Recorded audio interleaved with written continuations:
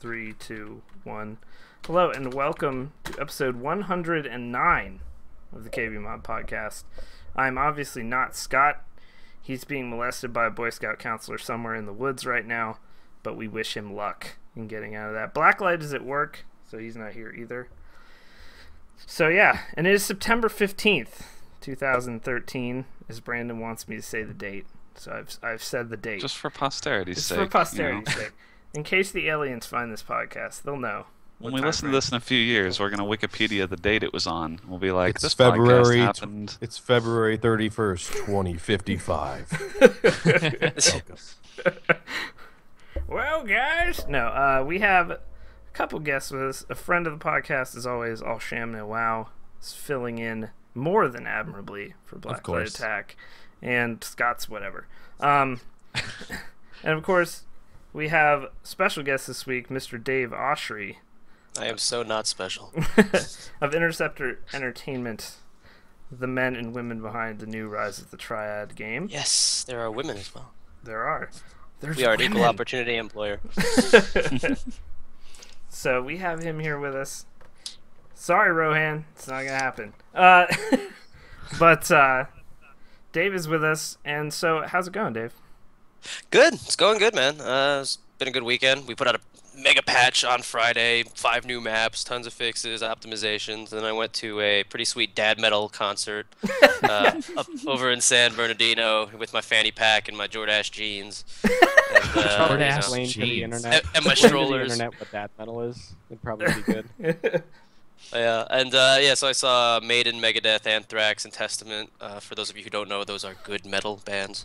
Dad metal bands. They're bands that your father listened to 25 years ago. Yeah, it's total dad metal, except that my dad didn't listen to Iron Maiden, because if he did, that would have been awesome.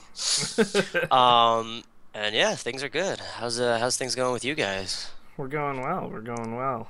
Yeah, you're looking all so handsome in your little Skype screens, except for NFEN, who I'd like see the top of his head. This is Dan's every got a week. really sweet collage in the back with like hearts and. Oh, that's pictures of Brandon's collage. I just have Domo in my background. He's back there trying to I have eat some all the posters. kids. I just Major haven't hung them Domo up yet. Executus, or I wish it was Major Domo Executus. That'd be awesome. What a boss fight! What a boss fight! Nobody knows what that is in our chat. It's college, not collage. You have a college behind you. Oh, Brandon, you're freezing like crazy, man, on that camera. It's not good. That's unfortunate. But It's so, 3:30 a.m. I stayed up for this. I'm done. Sorry, kids.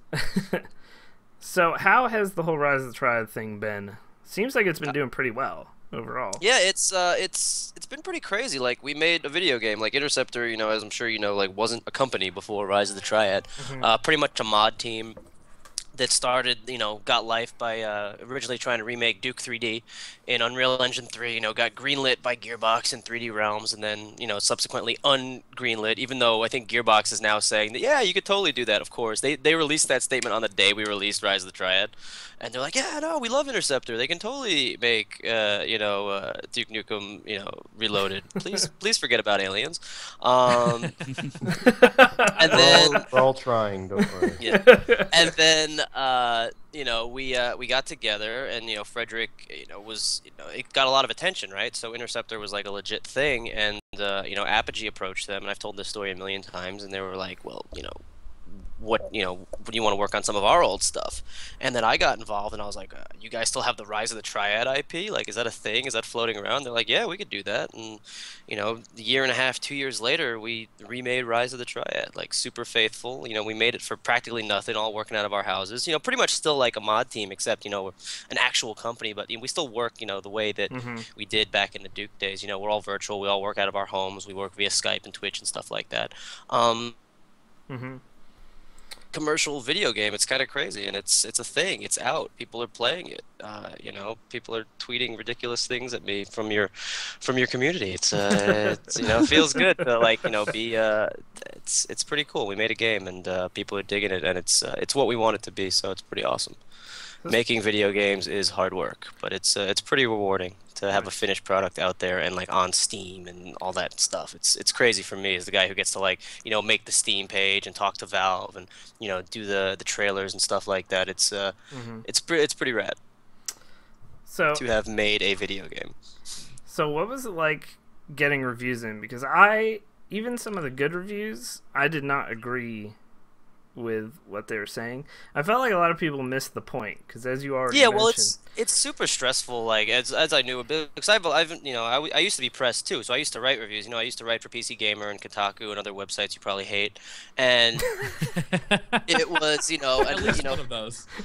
Yeah, and it's super stressful, man. You're like, oh my god, and then they come in and they're really good, and then one comes in and it's really bad, and you don't want to look at Metacritic, but you do, and it doesn't matter, but it does, and shit like that, And I've got friends that release like huge games, like Deep Silver and Rockstar and stuff. I got friends at all these companies, and they just and like 2K and stuff, and we just sit up like at 4 in the morning on Skype going, it's gonna be okay, man. It's gonna be okay. It's gonna be okay.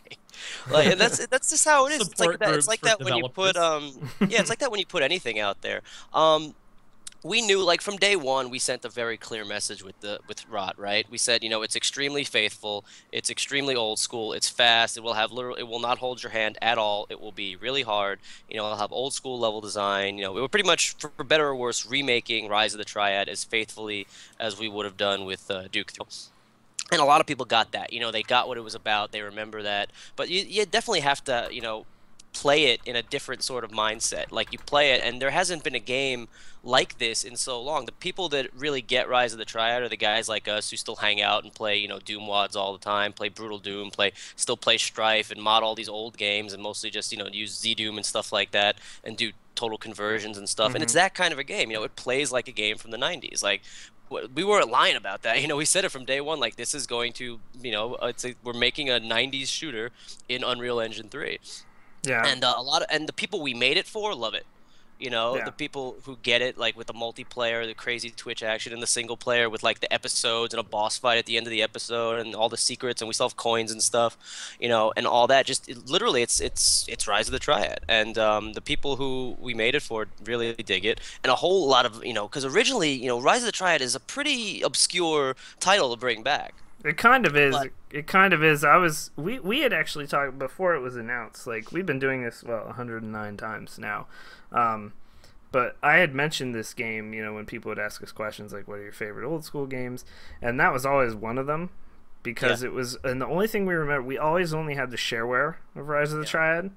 And no one ever bought the original game. We just had the first episode. Well, the share was awesome, right? And that's what everybody remembers, which is good because the rest of it kind of wasn't as good. Like, the registered version of Rise of the Triad was like 40 levels that were not one of which was as good as the shareware stuff. Yeah. The shareware, the Hunt Begins is awesome. That's what everybody remembers, and it's great.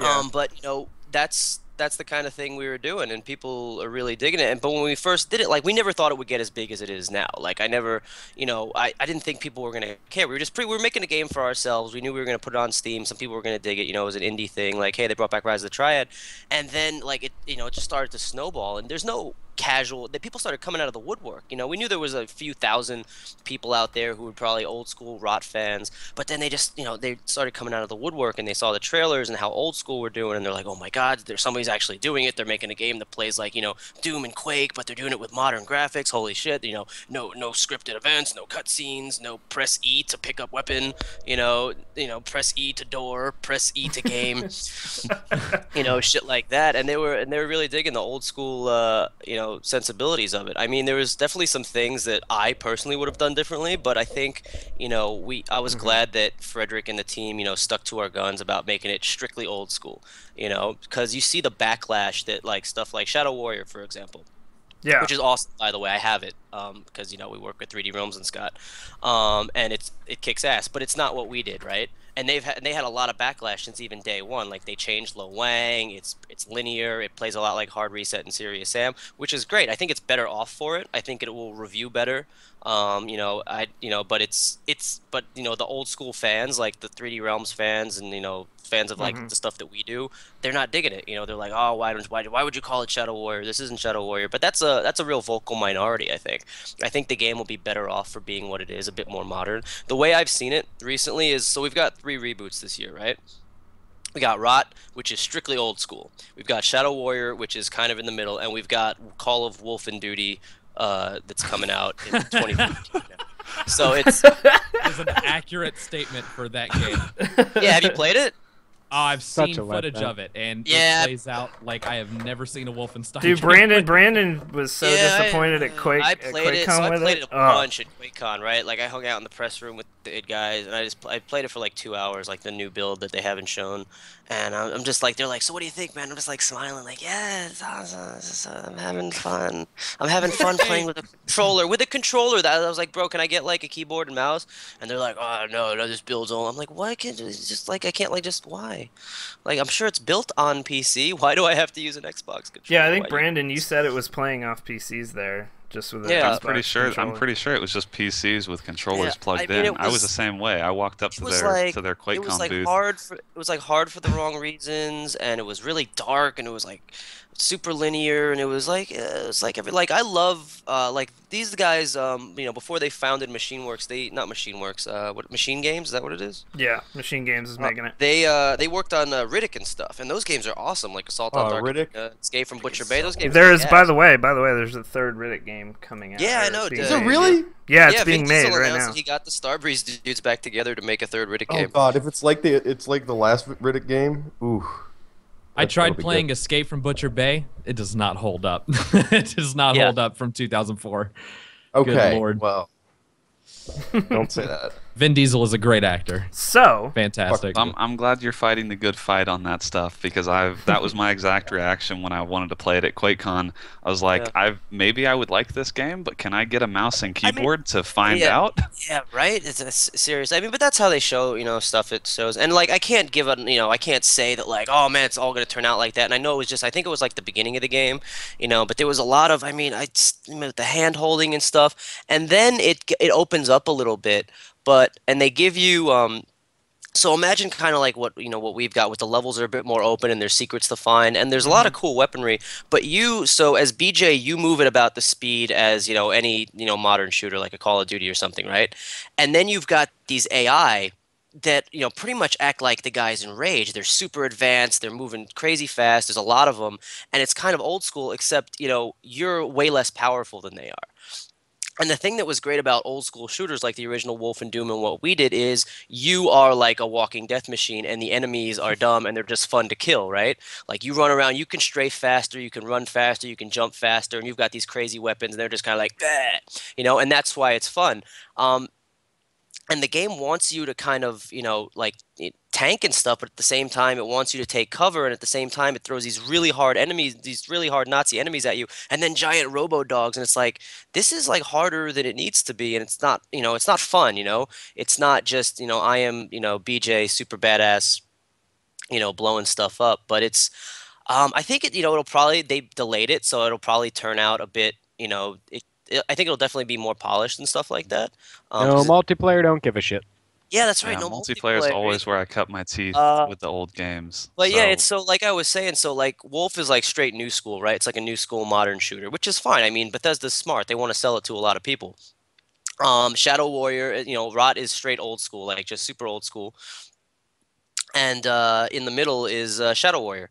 So I think that's kind of where we stand on the 3 reboots this year. So it's cool. You got a little bit of something for everybody. For like the new school, Battlefield, Call of Duty type players, you got the new Wolf, and Shadow Warrior for people who like Serious Sam and Hard Reset type games, and then Rot for people who like it like straight old school. Just rocket jumping and all.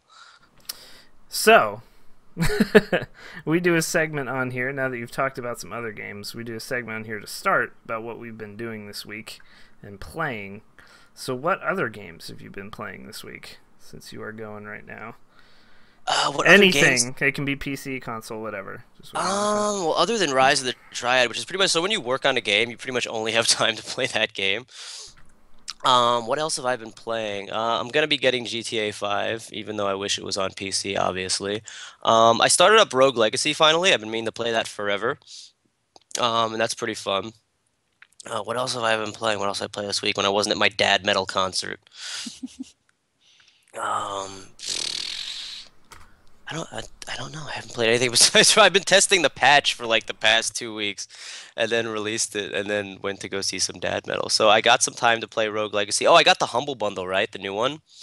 It had what did it have in it? That's probably the best Humble Bundle yet. Brutal Legend, Mark of the Ninja. Yeah. Oh, that's right. So Mark of the Ninja I played when it came out on Xbox Live, and that game's amazing. Like so good. Clay makes like such solid games. And then Fez was in there too because it's awesome. So now you can buy Fez without giving Phil Fish money. And I played that. What a great statement to make. I like this attitude. I like this. I approve. The Humble Bundle that sells itself. Yeah, and then I played that for a few minutes, and I wasn't really digging it. You know, it's just I felt like it was taking a while to get going, and I was like, I'll probably come back to it at some time because the whole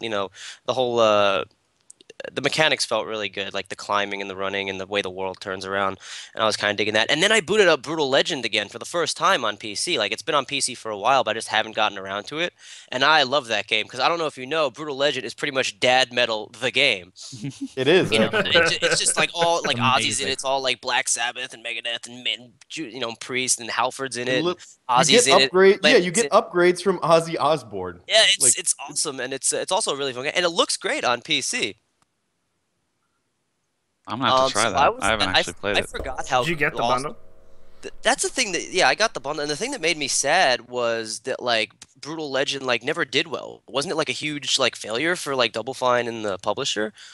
And it's like I never got. Sure. I don't know. It was like I think they said it was like a letdown, but like what kind of a letdown? Like a Square Enix, our game only sold 4 million copies letdown. So you mean a Tomb Raider letdown?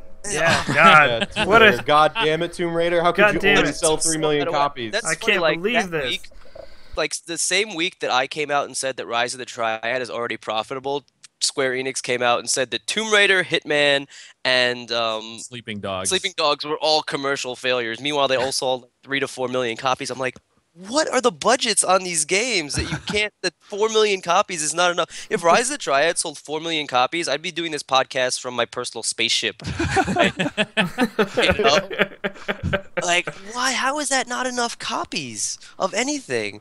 But yeah, Brutal Legend is. I'm glad they finally brought it to PC. There's not a ton of options for it, but it just kind of runs. You know, it'll automatically. It runs very well. I mean, for what it is. Like I've seen some, there's some slowdown, some tearing or whatever, but it's, considering they had to port it over from a game built for console, which was originally built on PC, and I think they had to recode. It's not really the type of game where you need like extreme performance either. Yeah, absolutely, yeah. So it's like you can kind of deal with it a little bit. Recode a bunch of it, but like I forgot how funny it is, and the gameplay is pretty solid, and I love that game. It's all about the dad metal RPG. Try that now. I actually have never played it. But that actually sounds like a game I would love. Especially if you have an appreciation for the music, and Jack Black is the main character, and it's Brutal Legend is awesome.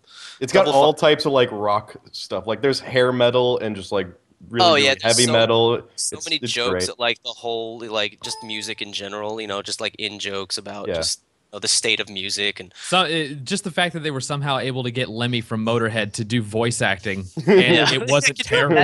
I don't understand how you got that to work. Like just doing like, all right, let me read the line again. What? You want me to say what? So I don't call him Jack. His character's what? Yeah, all right.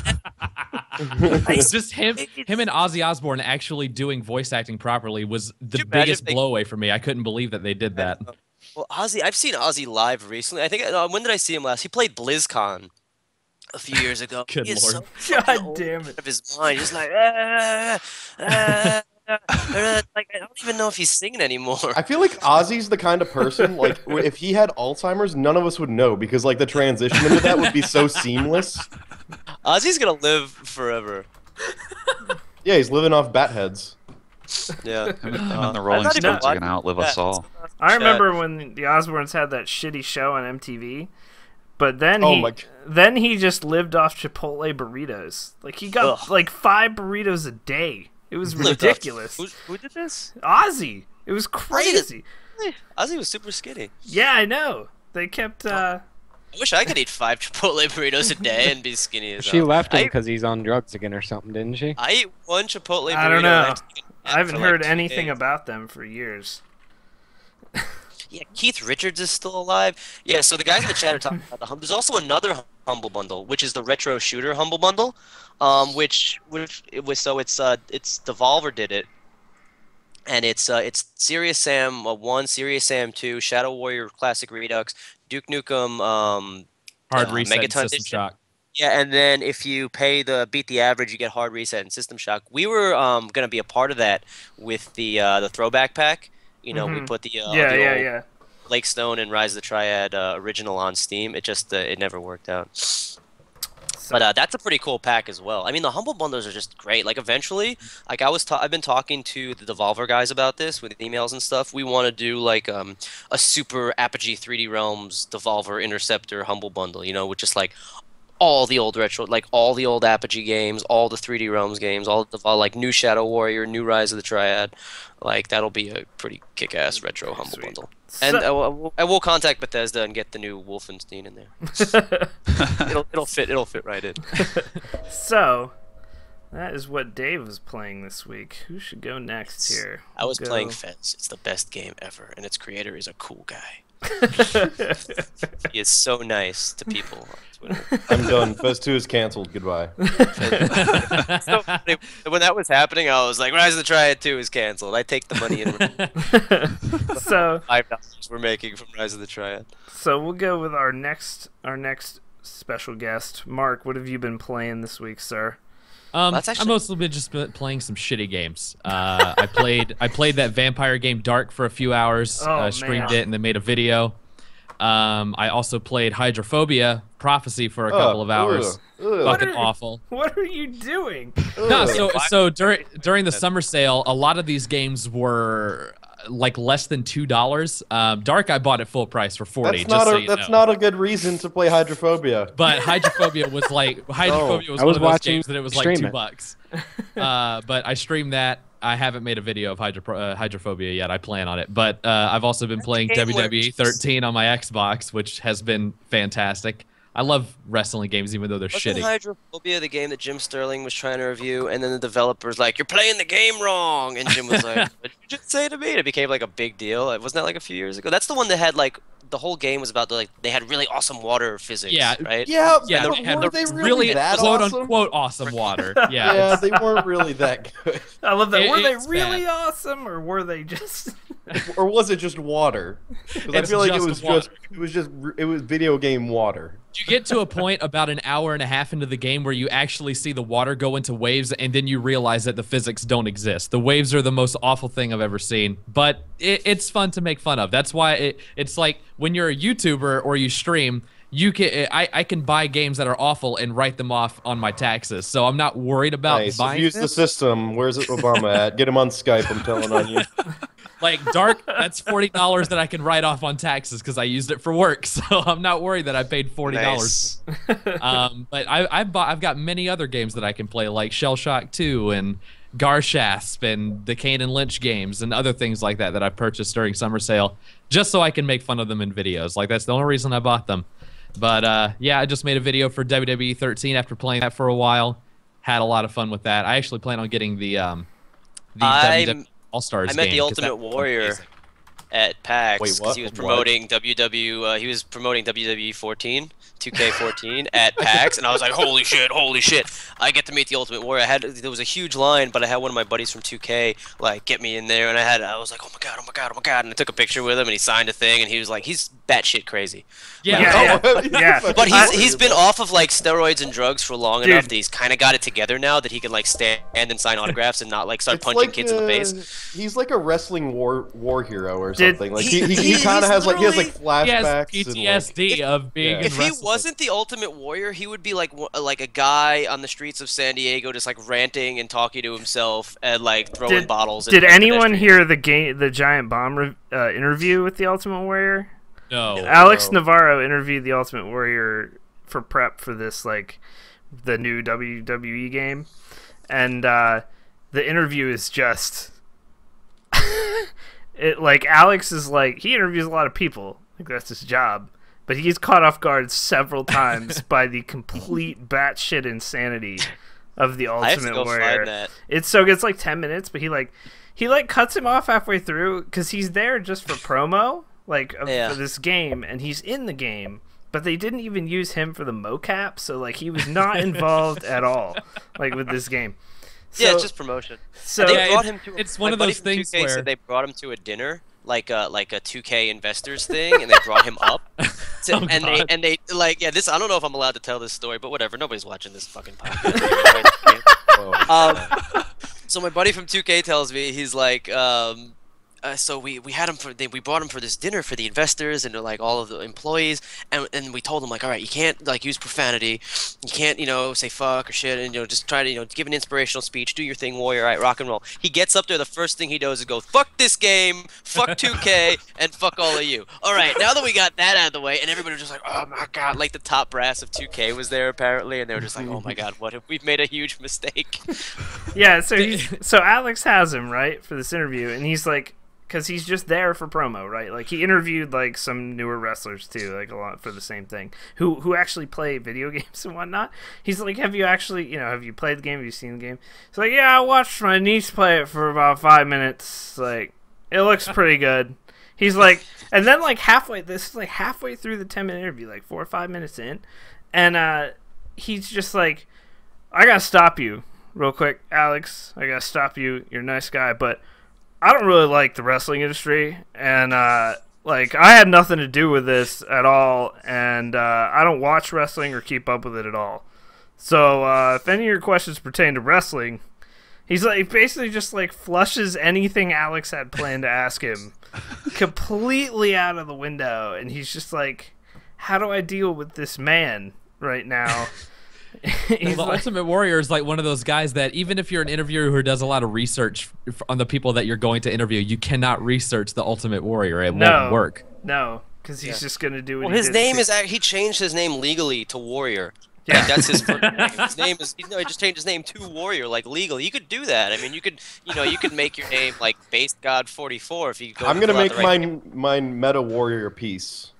That's what mine's Meta Warrior piece. Yeah. Meta Warrior piece. But oh, good lord. So Hydrophobia, Mark. Back to that. Yeah, I really need to get this interview. Well, I mean, I plan on going back and playing it to record a video because I didn't want to use the stream footage that I got because I didn't really like it too much. So I plan on playing it for another couple of hours. Oh my god. Which is great. I mean, the way that it feels like the first 2 hours is that I'm stuck in this building that I should be getting out of, but I don't know how long it's going to take to get out of this building and do something differently. Like, I've just been in water for 2 hours, and I don't know why. It's very obnoxious. It has amazing physics. It's just some terrorist attack. Somebody linked the Warrior interview. The terrorist attack just, like, brought on the largest water supply ever, and it makes no sense to me. I don't know. Can we stop talking about hydrophobia? That's making me physically ill. I'm very fine with that. Can we talk about the Ultimate Warrior some more? Because he's amazing. I feel like he's listening. He's probably listening to this podcast. Those goddamn kids. Like, goddamn KBMOD motherfuckers. That's probably what he would be saying too. That guy. That interview. I linked it in Skype, by the way, if you want to watch it later. The Ultimate Warrior loves Hydrophobia. I love how the title of the Giant Bomb interview is Alex tried to interview the Ultimate Warrior. But yeah, he just like all that we learned from this interview is that he wants nothing to do with the wrestling industry, but occasionally they pay him to do things, so he just does them. Well, you gotta pay him for his likeness, I guess, or something. Yeah. Yep. They won't. So he had at PAX there was like bodyguards or whatever that wouldn't let you take. You couldn't like walk by and take pictures of him, right? Like when he was signing autographs. Like if you tried to walk up and take a camera picture, they're like, no pictures. You have to get in line. It would probably send him into an unbridled rage if you took a picture of him up close. I mean, he's still pretty big, dude. I mean, he looks crazy and homeless, but he's still huge. Like did you see the promo they did with him for the actual game where he's like walking through the 2K offices? No, No. I need to find this though. You should see that. I'll link it later. But yeah, it's he probably loves Dark and Hydrophobia, and He all loves these all of my amazing shit games that came out this year. I mean, it's so cool to like just be able to like be involved with like that shit. Yeah. It's just Ultimate like Warrior loves Right to Hell Retribution. yeah. Oh my Yes. god, I was so fun. It was so funny. Like that's another thing. Like so, there's like good games, there's amazing games, there's shit games, and there's games in the middle where it's kind of like okay, which which is good to be involved with shit like that. But like I've been talking to my friends, like you were talking about, like what it's like when reviews are gonna come out. And I was talking to my friends from Deep Silver, and like right? Like like they knew Ride to Hell was. They were just like pretty much like let's just release it and like whatever. Like let's just move on. Like Saints Row 4 is coming out soon, right? So like like We've got to compete in the open world market. Yeah, we got so they knew Ride to Hell was what it was. You just kind of let it happen. That's what happens when you're a company that releases like 15, 20 games a year. And they knew they didn't think that Saints Row was going to be reviewed as highly as it was. I didn't either. I mean, it got tons of like 9s and 10s and stuff like that. I mean, I pretty much predicted exactly where Rise of the Triad would end up. Mostly 7s, 8s, 6s and stuff like that, which is awesome considering it's like a game we made for free and shit. That's super polarizing in terms of gameplay.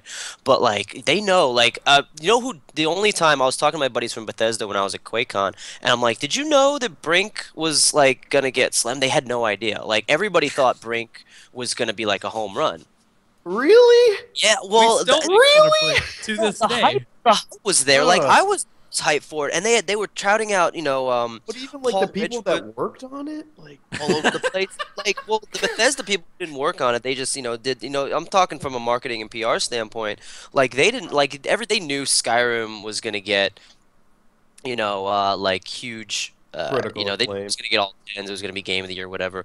But like they released a couple of third-party bombs earlier. They what was it? Rogue Warrior. Yeah. Like one of the worst games of all time. Which sucks because Dick and that whole story about like the guy who founded the Navy SEALs should make an awesome video game, and they used Mickey Rourke to do the voice acting, which is amazing. And then there was Wet. That That's was something that I didn't buy. I and now liked need Wet. To buy I liked Wet. I never enjoyed played it. Wet. I just heard stuff. It's repetitive, but like it's enjoyable in small bursts. And then there was what's his name's game? Brian Fargo's game that he did for them. What was it? The Demon Forge or whatever. That it was like that co-op RPG from In Exile that they I don't released. even Like know. Yeah. Yeah, I they're under the remember. yeah. So like, and then after that, they're like, we should just publish like first-party games. Let's just stick to like Fallout and and like Rage. I don't think I was talking to them. Like they knew Rage. They the problem with Rage, much like what we had at launch, was some performance issues. But they had a budget of like $60 billion and we made it for free. But like they knew they were hoping Rage was going to be bigger than it was.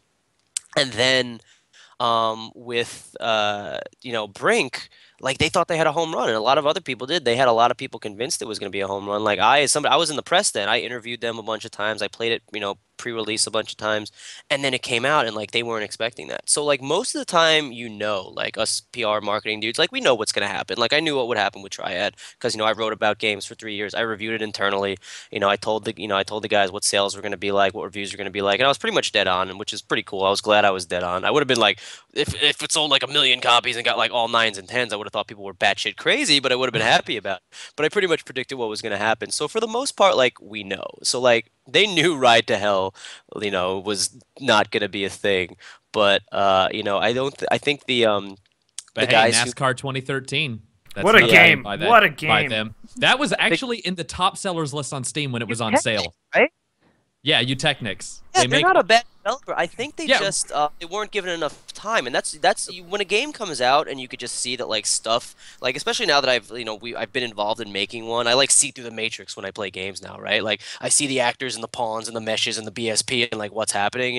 I see through them now that I've made a video game, and like you could tell like where they had to cut corners and where they were like, oh, they just didn't get enough time and money for this. Well, it, but like it confused me because it's like it's their first game that isn't a racing game, and I don't know where it came from Because they've done nothing but NASCAR actually games and other games that were racing back in the day. Well, everybody should just remake Big Rigs because that was like the pinnacle of fucking big rigs. Good Lord. Clipping through bridges and. There's no need for geometry to have collision because you're a big rig, right? And so they're just be able to drive through the mountains, over the mountains, through the trees, around the trees. You should be able to go backwards and go faster than forwards because you're in a big rig. And it works on so many like existential levels that you really have to get inside Sergey's head to understand why it just like towers above any other racing game since. And and when they made the War Z, I didn't think they would be able to top what they did with Big Rigs. I really didn't think that they could make an experience that was not only as polished but as user friendly and solid as they did with Big Rigs. But I mean, with the War Z, they took it to another level. They took it to a whole nother level. And I mean, I love the fact that you can like pay to like spawn faster. I love the fact that the game was on Steam and then off Steam. Like they took it off Steam to make it even better, and then brought it back again, like to make it better. And I love it when they changed their name. That was the best thing ever. Yeah, that was so cool. Please refer to it as Infestation Survivor Stories. Yeah, man. Cool name. I mean, the way that they marketed that, by changing the name for like no reason after getting in a fight with Dean Hall. It's just so cool, and like Sergey is just like the smartest. Like I really want. Now that Rise of the Triad is, a thing that's out there, I want to get in touch with Sergey, and I want to say, listen, man, nothing was ever better than Big Rigs. Go back. Let's do this together. I want to drive. He got close with War Z, but he didn't surpass Big Rigs. No, but anyway, so speaking of driving, I got a segue for you. Speaking of driving Big Rigs, I've been playing Euro Truck Simulator 2. That game is amazing. Dude, I have people in our community telling me that they it's so addictive. Have played hours of this game, and I'm like, it's just like it's so first of all, it's like a really legit simulator, right? And the graphics are, good enough, and it's just like one of those like really peaceful games. Like I spent the last 2 years making a game where you run like 500 miles an hour and shoot in the face with a bazooka, right? So to like sit in a truck and just look around, you can turn the radio on and you drive and you park, and it's like I don't know why it's so good, it just is. And it's like it's a phenomenon. Like they sell really, really well, all those simulator games. And like you might only know them from like dubstep, Sparta remixes on YouTube and stuff. Like all those simulator games are like they're like really addictive. Like I don't know what it is. It's just I think it's like it's like a Zen type feeling you get when you play those games.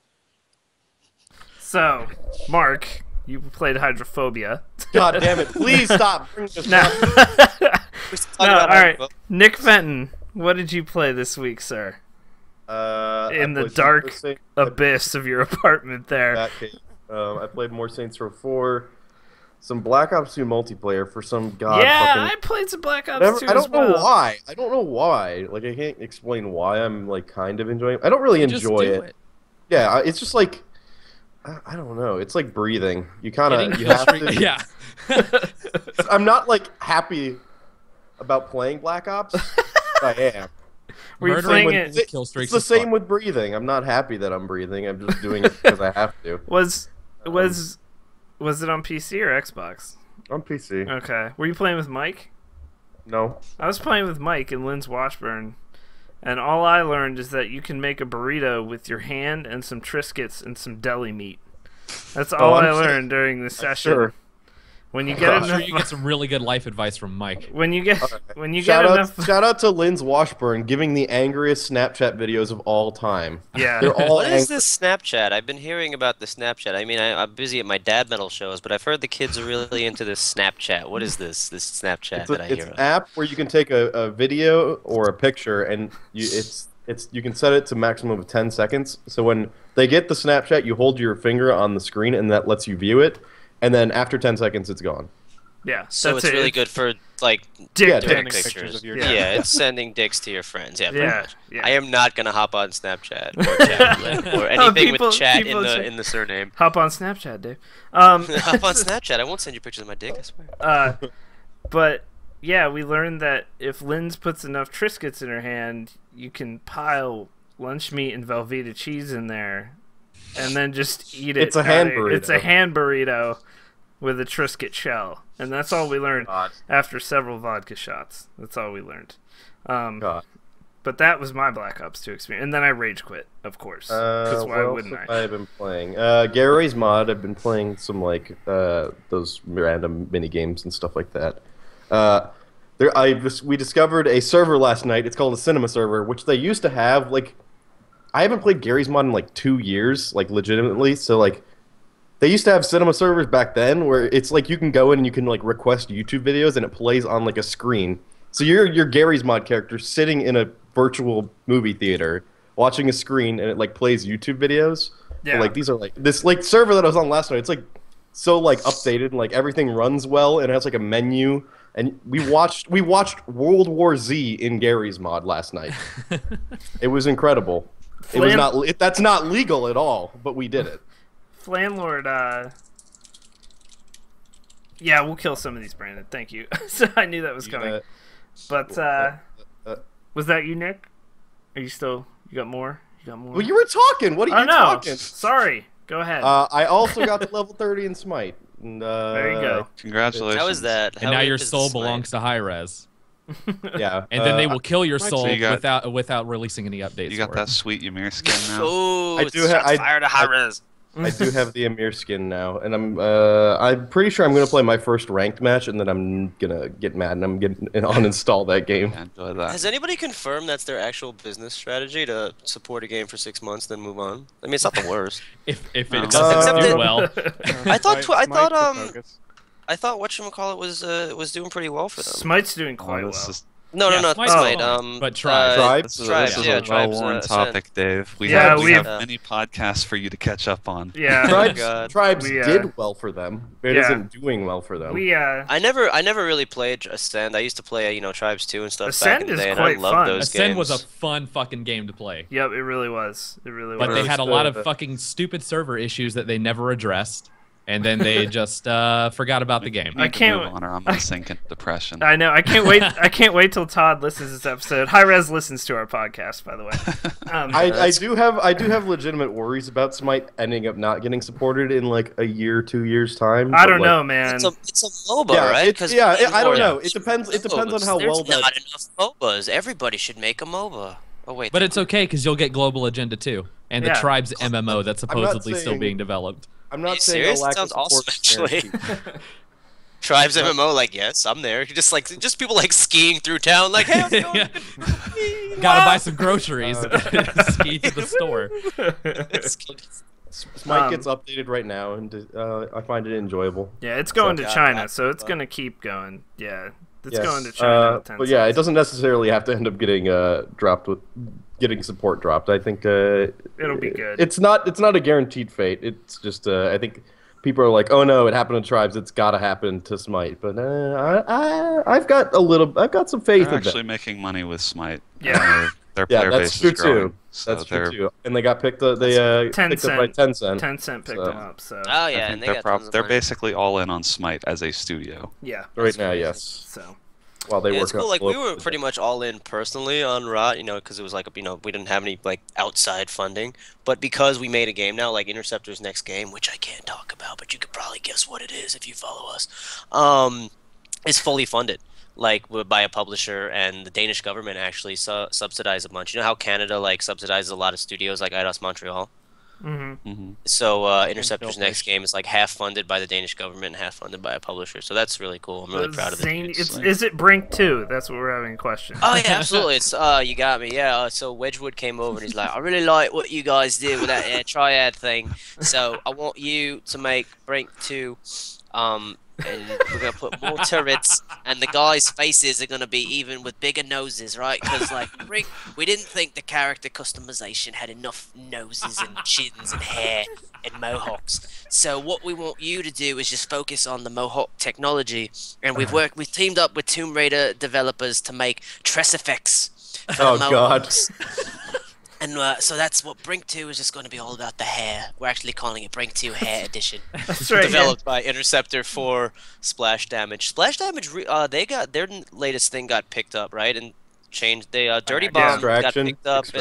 Yeah, we talked about it last week. John's wearing a shirt for it. Yeah, he's got the I saw it at PAX. I didn't get a chance to play it. It looked pretty. We loved it as a whole. It was my favorite shooter there. Well, Splash Damage makes pretty awesome games. Like they're the greatest game of all time. Are we talking about Enemy Territory? Yes. Fuck yes, we are. Yeah, what buddy. other game would we be talking about?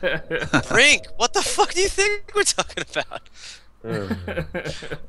Yeah, but like I hope those guys come back in a big way, because Paul and the guys, they're a damn good studio, and they like know PC gaming and shooters, and like I want them to.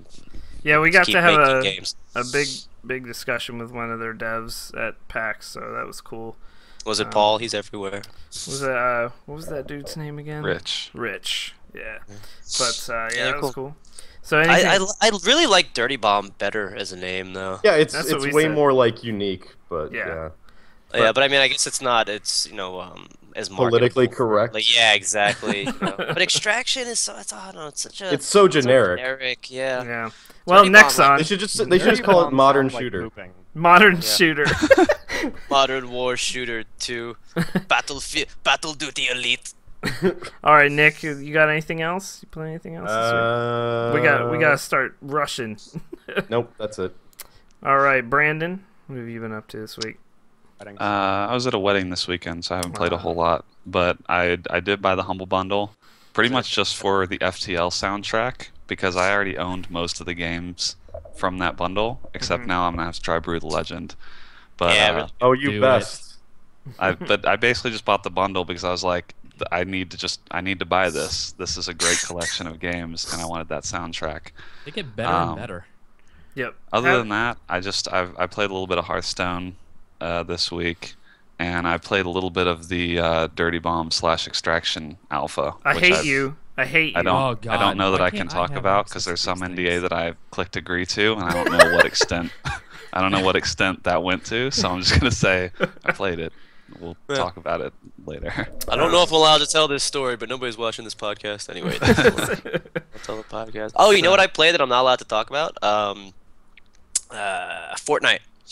Ooh, oh boy. Nice. Yeah, they're showing it to Unreal partners, which I am. I have an Unreal Engine 3 license, therefore I get to hang out and play Fortnite with Mark Rain and stuff. I'm not allowed actually, since people actually do watch this podcast and listen to it. I can't talk about it. I can say that it's awesome, and it was like it. I had like no expectations for it, right? I barely knew anything about it. I just knew it's the first Unreal Engine 4 game, blah blah blah. But it's basically what you thought it was. It's Minecraft meets Left 4 Dead on Unreal Engine 4. Nice. And it's really good. Like it's still really early, but I think they should totally start showing it.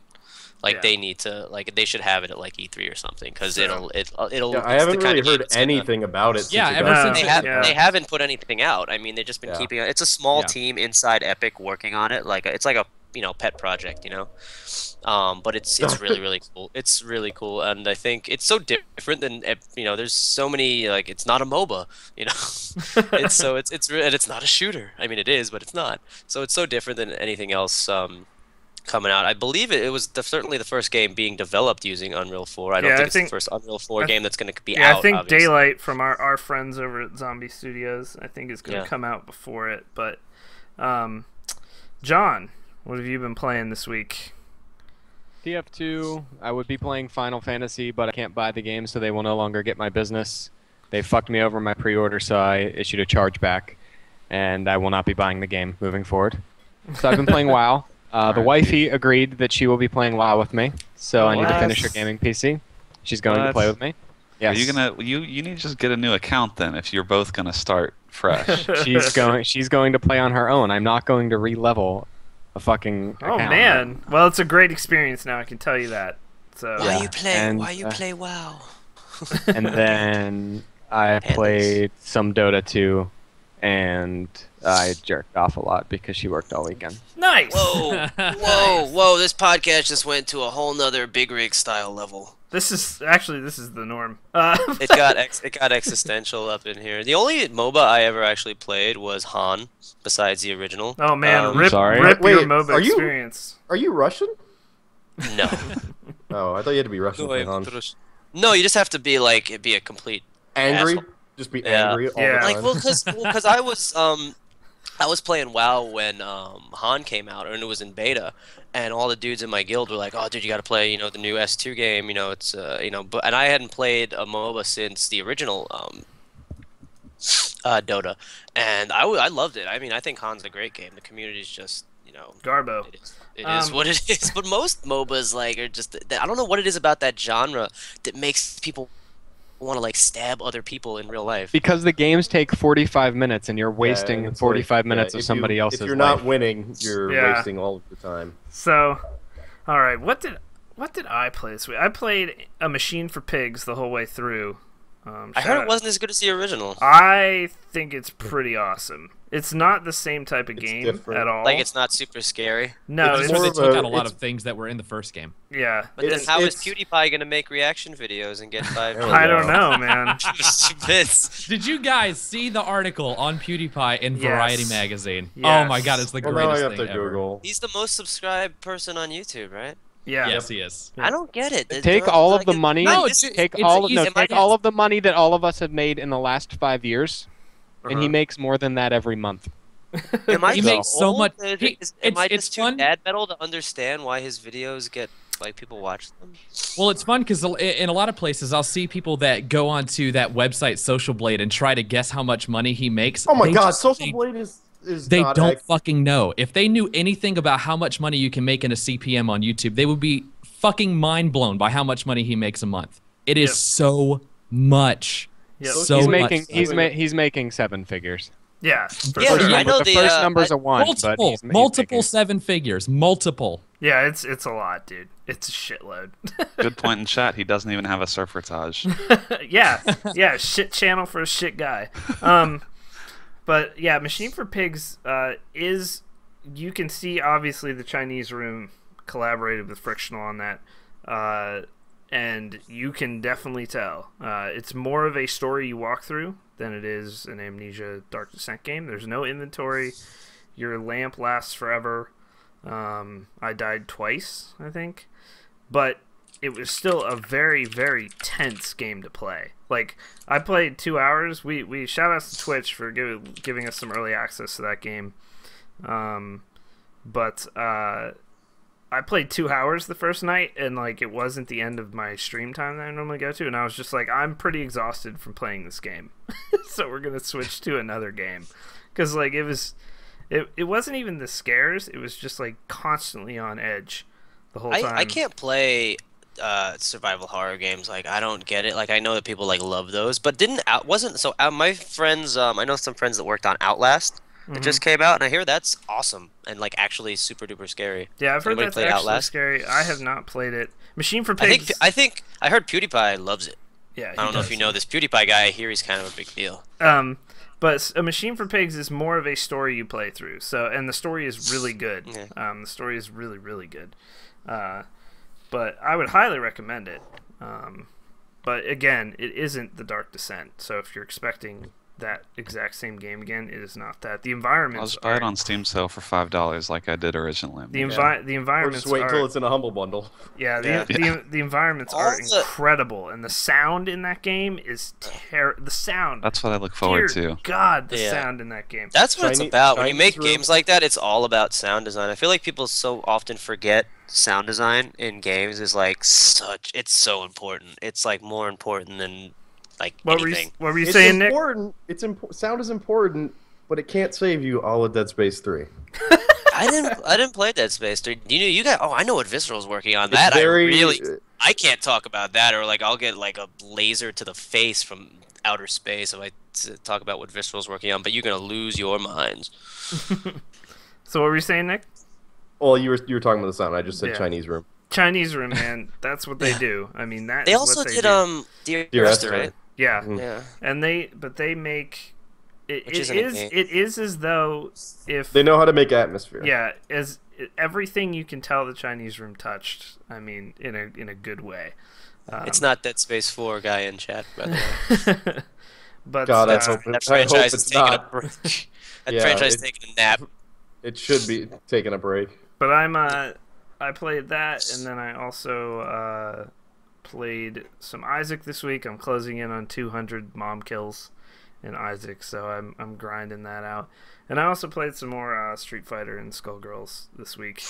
I've actually never played Skullgirls. I hear it's really, really good. It is really good, and those guys work in the same method you guys did. They work from their Yeah, they work apartments and virtual, stuff. and yeah. I love their Kickstarter for their new characters, where they really outline like this is how much it costs to like make games. This is how much we have to pay people. Welcome to the real world. Yeah, you know, and it wasn't, and they weren't like overdoing it or anything. Like I think- so, and people don't understand that like that's hand drawn and hand animated, made like old school cartoons. You have any idea how hard that is? You have to do frame by frame, That thousands takes and for thousands fucking and thousands ever of to do. It takes forever. It's insane. And people are like, "Oh, why do they need this much money?" I'm like, "That they're paying these guys like just enough to like eat, you know." And then then you've got but I mean if it doesn't sell 4 million copies, it's probably going to be a commercial failure. That's true. That's true. And on that, we're gonna take a 2-minute commercial break, guys, and then we'll be back with the quick news of this week. And PewDiePie. And PewDiePie, yes. And the War Z. Right back. Alright, Not a whole lot of news. I gutted some Yeah, of this yeah, stuff yeah. because some of it is like not Dude, exactly Dude, current. Dave can talk. I don't know if you know this. Dave can talk. Oh, am I not supposed to be talking a Oh lot? no, it's fine. That- You've that's the essentially point. you've essentially replaced Blacklight Attack. If we had you and Blacklight, this cast would never end. He can go forever. He's in chat right now. Yeah, I get to be pretty verbose. Like, No, hey it's Dave, fun. talk about It's all a okay. rose. It's people are loving it. You gotta take the Take mouse the off mouse the Skype off window. the Skype. It's not on the Skype window. That's OBS bugging out, dude. I can see that. Let me see if I adjust the window. Nope. And now there's 2 of them. Look what you did, Blacklight. Look what Oh, you you've did. made a mistake. Look what you did. Yeah, Skullgirls is a great starting fighter. The tutorial is extremely thorough. Well, the guys Yeah, who I made said it, what's that. his name, Mike and all them, they're like super old school fighting game community guys. Yeah. Who like, and they got like, they wanted to make a game I think that was, very playable competitively, but also very welcoming to newcomers. That's the problem with Plus- fighting games. If you can get that down perfectly, you're gonna do well. Yeah, is Skulder, is it like big in the scene, or are they just still playing, it's- Marvel and Street Fighter? It's frankly, it's a side tournament at most events. But it's crazy because it plays just like Marvel. Like it plays a lot Does? like Marvel. Yeah, Uh, it's I'm very terrible fast. at You fighting can games. you can die in one hit in Skullgirls. I've never even seen that. I didn't know that could happen. Oh god, dude, you can get infinite comboed very easily, very easily. There is burst to get out of it, but people have it down to where the good players where they can reset after you burst, and then they'll just keep killing you. So it's like an art form with the guys at the top, but it's a great game. It's just a good one to start with too. Even if you go and play Street Fighter right after, playing the tutorial in Skullgirls will immediately teach you all the basics. Which is great. Like it teaches you how to air dash and all everything how you move, and the first lesson is like press forward to move forward. Like That's pretty. Like- So it's like Call of Duty, yeah, essentially. in that way, in only that way. Then it's really hard. Somebody brought up Dive Kick in the chat. Yeah, I played a bit of Dive Kick. I love how it's so simple. Like Adam sent me some codes for it. It's cool. Like I got old for me like after like 5 minutes, but those 5 minutes were pretty fun. Like It's just one of those things that you would play with friends. Yeah. Just Yeah, like I- and I people on feel the like couch. it's really also fun to have at conventions. Like they had a booth set up. Like and it's fun. Like I definitely would dig it. I'm probably get it on. I'll download it on XBLA too. It's fun. It's like it's funny that it's so simple and like you can apply that to other games. Like I was saying, like you don't. Oh, that's all you need really. Is you need a simple, fun, accessible game. That's make a $5 game, make a $10 game. And like get it out there, like and then move on. I mean, you don't have to these like budgets are so out of control. Like I keep bringing up Square Enix and Tomb Raider and stuff, but like that sucks. That game was pretty fucking great. Yep. And like it's my game of the year at this point, Tomb Raider. And well, it's got Tress effects. I mean, how could it not? Yeah, I mean the hair. You can see the strands, guys. So like the news. What is? Oh my God! All these Twitch faces. Those are our faces. I see that. The news. Steam family sharing. This is a big deal. Xbox One tried to do this, and then before they had to backpedal on everything they said. But Steam family sharing is in beta. There's a group you can join. I believe it's for up to 10 devices you can share an account with. And the way it works is that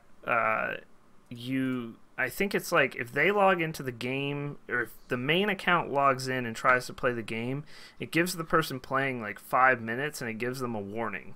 So they can still save, so there's no sort of like, random drop off or I think it gives them an opportunity to buy the game too. Yeah, it says you can buy this as well. But as long as one person is using it at a time, and for instance, for us with KBMOD having a single account, we no longer have to give out the info to everyone or something like that. We can just do sharing for streaming and that kind of thing. So that's very good. I think it's a good idea. Way easier. Yeah. With here's the thing that I don't like about it though, that I think is unfortunate and like a really missed opportunity if it doesn't change, is that you don't share specific games. You have to share your whole library at once. Yeah. So like you cannot play anything at the same time as you are sharing a game to someone else, which like doesn't. I just think fundamentally doesn't make sense. Yeah, I agree with you there. But very interesting thing for them to do. You kind of had to feel like this was coming at some point, but now they just need to do the Origin 24-hour digital returns deal. I feel like this is kind of their response to that, right? As long as you know someone with the game, you can ask to share their library and try their games first. So I think I think they're kind of doing this instead of that. Because there's so much potential for abuse with the refund thing on Origin that they're probably going to wait and see how Origin does with that, because like the fraud and stuff around that is probably mind-boggling. Yeah, true. But that's a pretty big deal. You can join the Steam group. It's like an official Steam group for Steam family sharing. You can join it and get in beta at some point. You might not get in right away. I haven't even checked the KBMOD account. I joined the group, but I haven't checked to see. I don't really have a reason to share my own account, but yeah, I think it's pretty cool. Like, it used to be just giving your friend your password and stuff. Yeah. Now it's like you have to know there's like an actual feature to do that. Yeah. So I think that'll be nice once it gets up and running and they knock the kinks out of it, which I'm sure they will. Steam's got all kinds of cool features, especially on the back end. So like a lot of the stuff in the Steamworks back end, where I spend most of my days plugging away at marketing copy and other nonsense, so the Steam page looks pretty. They keep adding all these really cool features.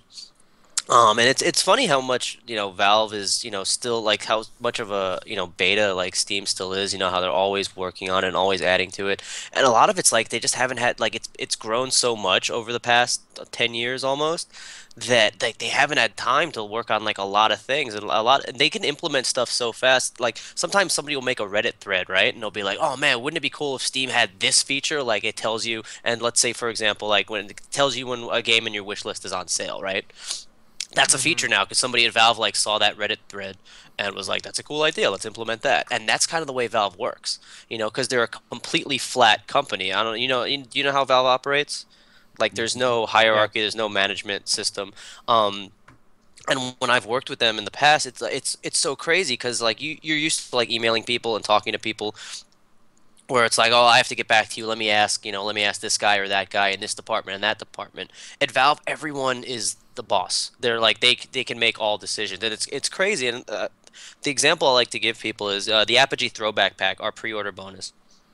Was I approached Valve and I was like, hey, for a pre-order bonus for Rise of the Triad, we want to sell old Rise of the Triad on Steam. And they were like, we're kind of busy, old games don't really do well on Steam, but you can put it on Greenlight. And I was like, I'm not putting Rise of the Triad 95 on fucking Greenlight. What do you want me to put Commander Keen on Greenlight too while I'm at it? Hell no, it's a classic.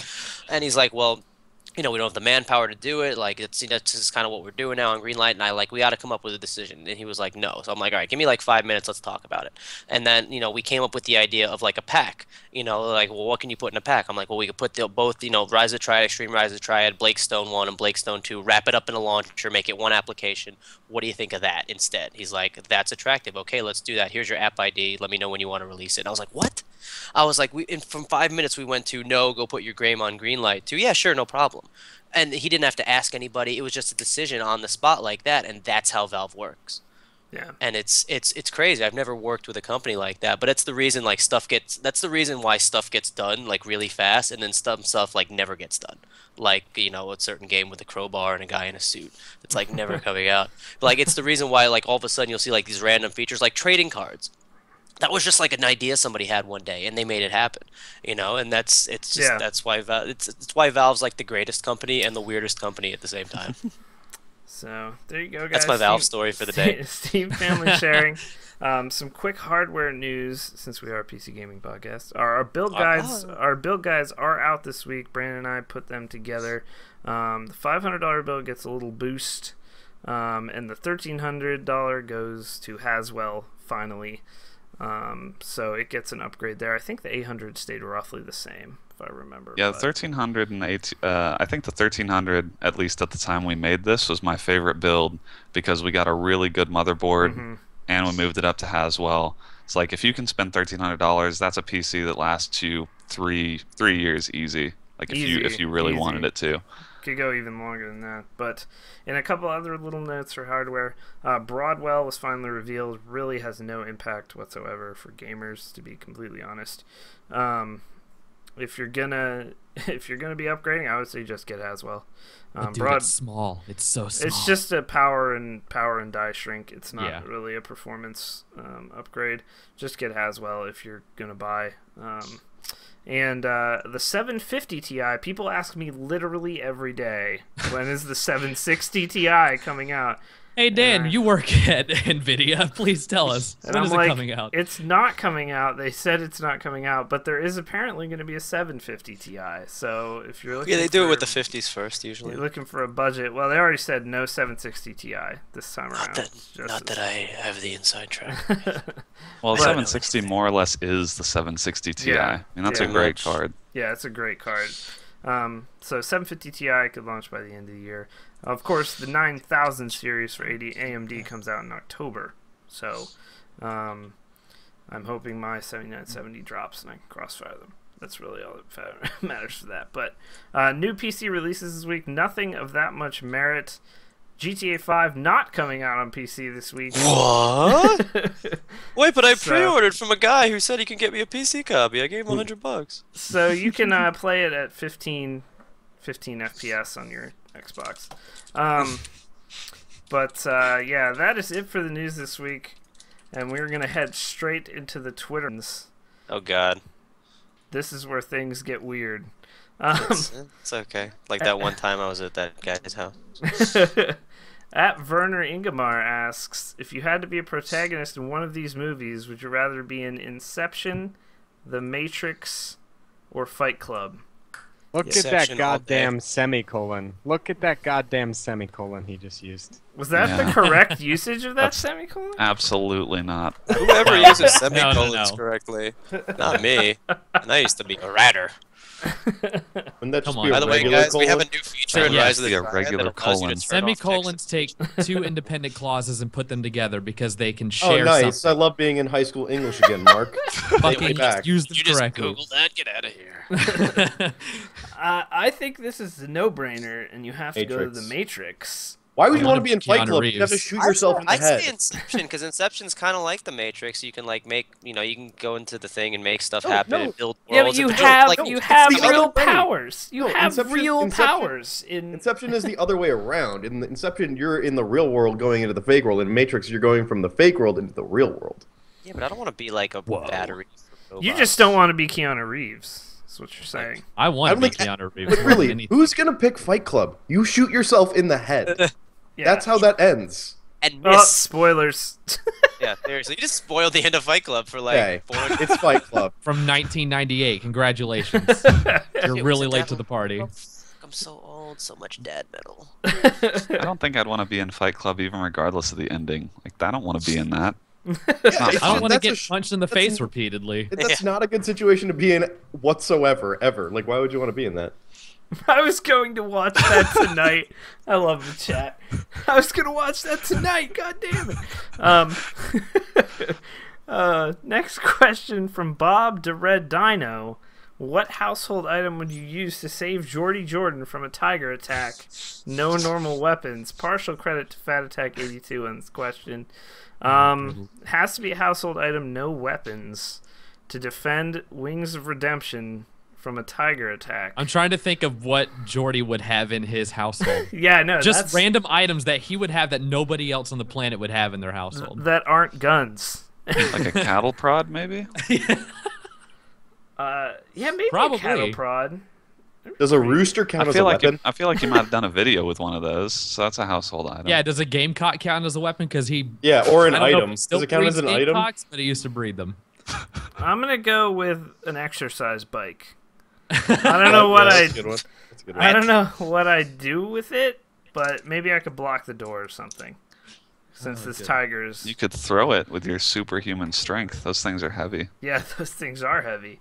Yeah, I don't know. Hand me my butter stick. God damn it. So this next question is from Anion and is quite a good question. You walk in on a KBMOD member. This is a fill in the blank. On the blank subreddit. You are disgusted but not surprised. His example he gives is if you found Brandon on the r/muffler vaginas subreddit. I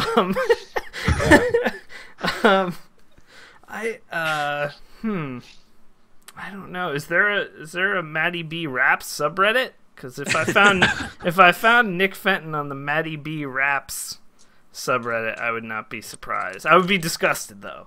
I would be disgusted. But Myself on my own subreddit. It's good. There is an NFEN subreddit. That's the most. It's basically only contributed by Scooby Doodles. He's the only person that posts just on there. Ellie. There's also I'd not be surprised to find- r/fanfics. What did you say, John? I'd not be surprised to find Brandon on r/fat chicks and party hats. Wait, that's a thing. Yeah, Sean, baby. The question is, you were disgusted but not surprised. Yeah. Party hats. Are fat. Oh my god, fat chicks Now, and party this is where we come up with obscure subreddit names and see if they exist, or we know they exist and we just want everybody else to go look at them. No, it doesn't exist. But there's so many fatchicksandpartyhats.com. Yeah. And it's in Urban Dictionary, a website on which a Mexican teenager displays pictures of people and makes fun of them using probably intentionally horrible grammar. I think Can I just say Fat Chicks in Party Hats is a subreddit and has one post. Ooh, I would not. There's no has subreddit, zero but it is readers. an actual website. No, I found the subreddit. Wait, does Ross Geddes have a subreddit?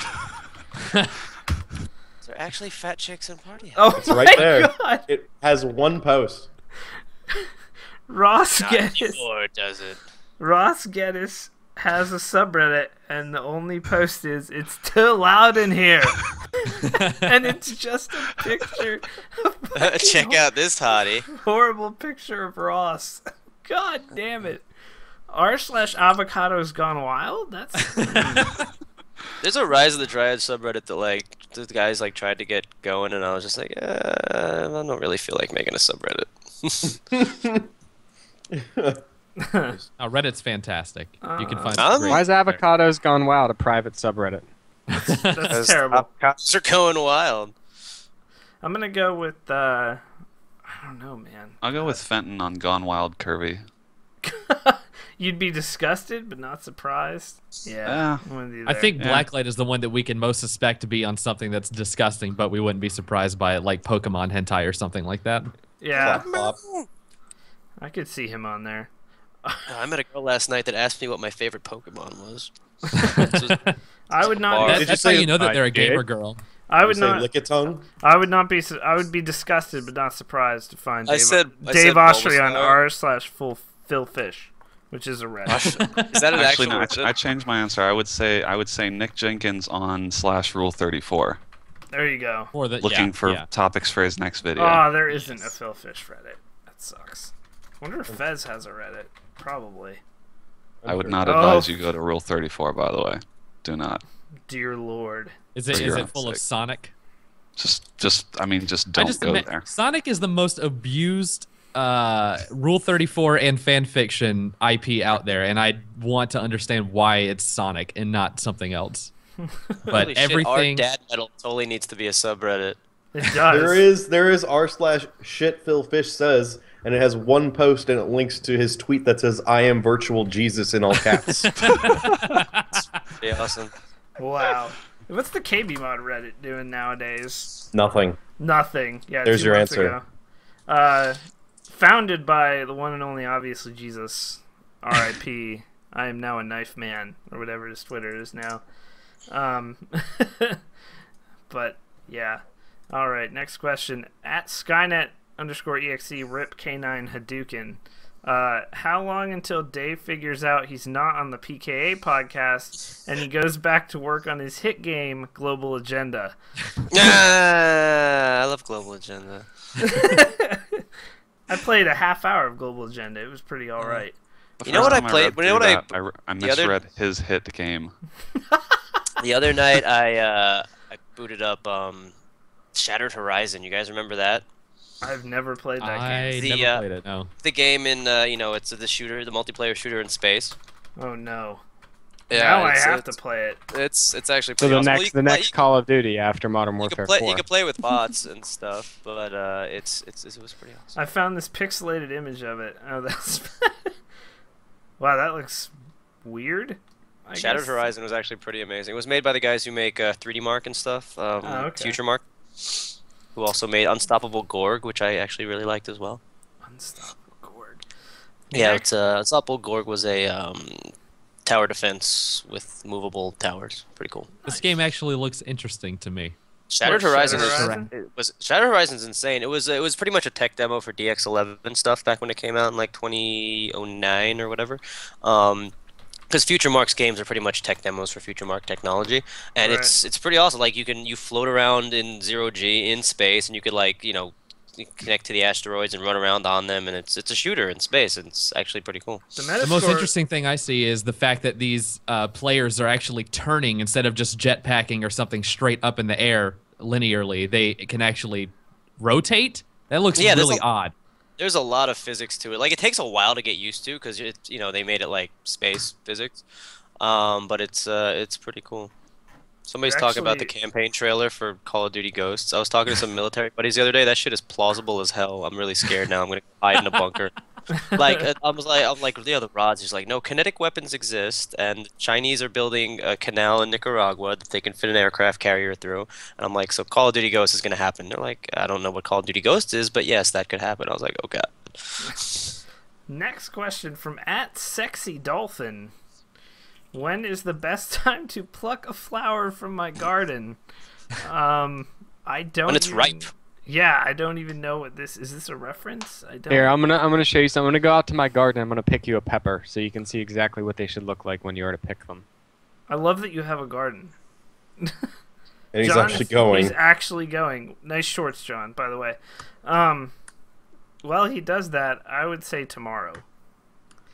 Is the flower metaphorical for your virginity? I don't know. John's going to come back with a Big Mac. I hope he does. That'd be legit. I got super drunk last weekend and ate 2 Big Macs. It was a real bad decision. Sounds amazing. I mean, it was a fun night until I woke up and realized I ate Here 2 we have Big a Macs. perfectly ripe cayenne pepper. Ooh. It's perfect. Nice. Just perfect. It's real curved.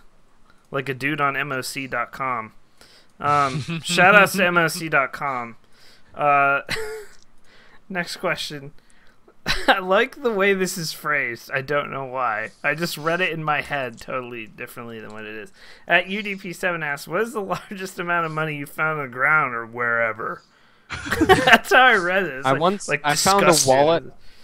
I found a wallet on the BART the first week I moved to San Francisco that had like $1,800 in it. Jesus. Did you give it back? Yeah. I got the guy's phone number from Googling and searching it. from his driver's license, and then I had him come pick it up. Nice. You doxed him? I had him call me first because I would have mailed it otherwise, but he seemed pretty normal and he was pretty close to where I live, so I just told him he could come get it. Yeah, and it turns out it was Nikon Punch, and it was not a normal dude at all. The most I've ever found, I was in Walmart and found a 20 on the ground, and it was mine. That was fun. I don't think I've ever found like in there. a notable amount of money on the ground besides like a dime or something. I found like a $20 bill in the laundry once. And that was pretty. I don't sweet. understand how you just drop large quantities of money on the floor. I'm so paranoid with money. Yeah. Because I don't even put my wallet in my back pocket because I'm so worried about my debit card from falling out, much less cash. Right. I found like So $5 money, on the ground before. I found 100, but it was like a fake 100. I was really mad. I was really mad. Did you get trolled, Dan? I Did you try to spend that money? I got trolled in real life. They pulled out that brown marker and swiped it across, and then you looked at them. You're like, I just found it on the ground, man. I'm sorry. I'm sorry. All right, next question. At Wieners LOL. Nice Twitter handle, sir. That's a good name. If KBMOD had a state quarter, what would be on the back, and what would the slogan be? What would be on the back? Well, the slogan wouldn't be changed very much. There would just be the word "based" placed somewhere in there. Yeah. In base United God we States trust. we trust. Yeah, in base God we trust. United Based of America. I'm mad you guys didn't realize that I put the based god checkpoint in Rise of the Triad just specifically for you. Thank you, base God. E3L4 is called based god mode. That's awesome. Please fuck my bitches. If I could make it, it wouldn't have any writing on it. It would just be Goatsy. Oh. Just be Goatsy on the back. That's not awful. a bad call. I'd like a minted Goatsy coin. I'd buy one of those off a TV commercial. I want Goatsy, but with Blacklight Attack crawling out of his anus. Just Nick Jenkins crawling out of there, past the ring. Oh, man. That guy's ring. He's married. But, wow, that would be good. I don't know. I would have that John gif of him with the dicks. I got a good suggestion in chat. It thinks it's another coin. It thinks it's another coin, yeah. Last question. From at 77x or 70x7. 77x7. Fuck your name. Do any of you shaft hair on penis? Please respond how much and long. Oh god. What a stupid fucking question. 17 inches uncut hair. The hair, not the penis, yeah. I have a strong mane. Yeah, mine are in dreads. I look like Carrot Top, but in my penis. That's what it looks like. On the head is Yes, Carrot Top's hair. It's actually just Carrot Top. Do any of you God, what a question. It's not quite Katie Sen amount of legend. How much and long? How much and long? I approve of that grammatical structure. One last question direct from the chat. Befuddled7A asks, what should I eat after the cast? Everybody go. A dick. Oh boy. Oh wow. You know, you shouldn't say things like that to your fans, Nick. A cock. Damn, dude. You can't rephrase it either. So brave. Mean. Brandon's cock. I'm going with Thai food. I've never had Thai food. Oh, man. You should leave after the cast and go eat some Thai food then. In Los Angeles, and I've never tried Thai food. Yeah, what is wrong with you? There's so much good Thai food here. God, Thai is so good. Dave, what should you eat after the cast? Dave dead. Rip Dave. Rip in peace. He did. He ripped. He ripped. He's gone. He's in the arms of the angel now. Sarah McLaughlin, save Dave Oshry. Just take the wheel. John, what should he eat after the cast? There's Dave. He's resurrected. What's up? I had to make I'm actually playing Rise of the Triad multiplayer while talking to you guys, and I had to make sure Breaking Bad was recording. Kind of important. I don't know if you've heard of this Breaking Bad show. I hear it's a big deal. Yeah, they cook coke on there. Yeah, they cook coke and chicken. Coke it's and like- Chicken. Holy shit, it's that's a like- great name for a podcast. Coke and Chicken. John, It's, I it's think Wally and James making some Coke. John, I think you were actually muted when you said that, like for real. For real. Oh, probably. Yeah, what's I enabled push to talk. I'm so what bad at my own game. I'm 4-9 right now. What should he eat? What should this guy eat after the podcast? Drunken noodles from a Thai restaurant. Drunken noodles from Thai restaurant. Dave, what should this guy eat after the podcast? Coke and Chicken. Coke and chicken. There you go. Snort the chicken, eat the Coke. Do it in that order. And that is it for this week's podcast. Big thanks to Dave Oshry for coming on. We will have you on again, Dave. Yeah, don't mention it. It was fun. Dave can be the go buy one-man Rise of the podcast. Triad. We just updated it. We're updating it more. We're going to keep adding to it, unlike a certain developer who made a certain game and abandoned it after 6 months. And Mark, of course, always coming out to the cast No problem. when he's needed, like Batman. We throw the little B signal Throw up the in the light sky, up. and Mark comes. And for you all for coming out to episode 109, 110 next week. I don't know how we thanks keep for having me, turning guys. It these was out, fun. but we'll be back next week, same time, same place. I'm tired as fuck, so no post stream unless someone else does it. But we'll see you guys next week. Thank you so much. Bye. Bye. Later. Bye, Rise of the Triad.